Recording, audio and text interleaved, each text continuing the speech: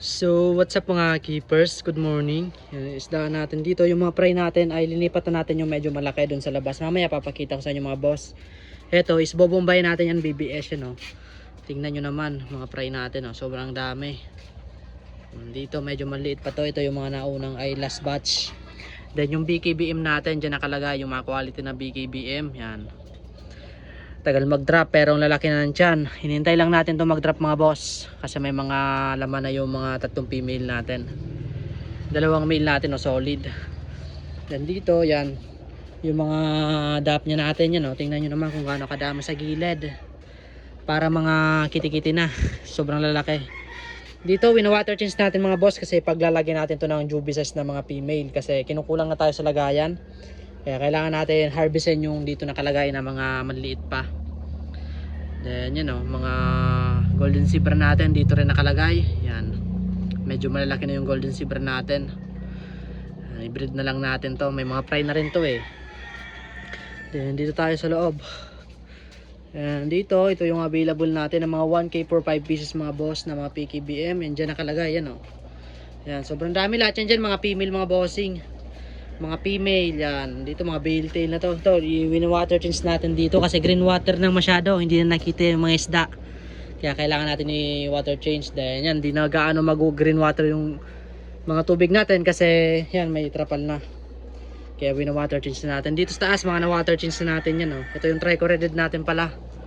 Yan, yung mga nag-a-avail nito, hindi pa natin nagpa-out mga boss kasi nagbe-breed pa tayo. Yan, oh. Nagbe-breeding pa tayo mga bossing.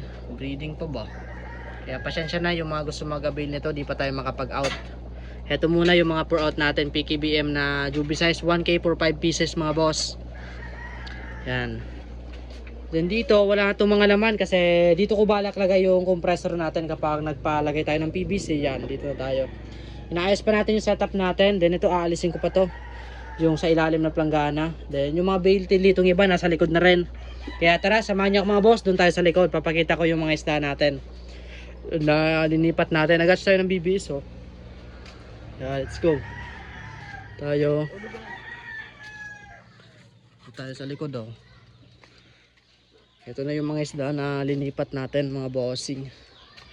Yan, oh. 100% water change na water shock, karay cook.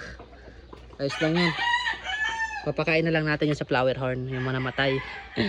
Yan, oh, mga PKBM natin na juvie size, may nakatayaya na isa. 100% kasi water change tayo ngayon lang dahil linagyan natin ng isda.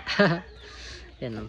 Ayos lang yan. Sobrang dami naman natin PKBM kaya no problem yan. Yan. Dito mga bale tail yan, oh. Mga bale tail natin dyan rin nakalagay. 8 pieces na bale tail. Dito wala pa tong laman. Bala ko tong lagyan ng juvie ulit. Ito mga groomable na male natin. Lahat yan dyan mga male, oh. Yan, oh. Lalaking male. Firecracker din dati, namatay yung isang firecracker. Yan.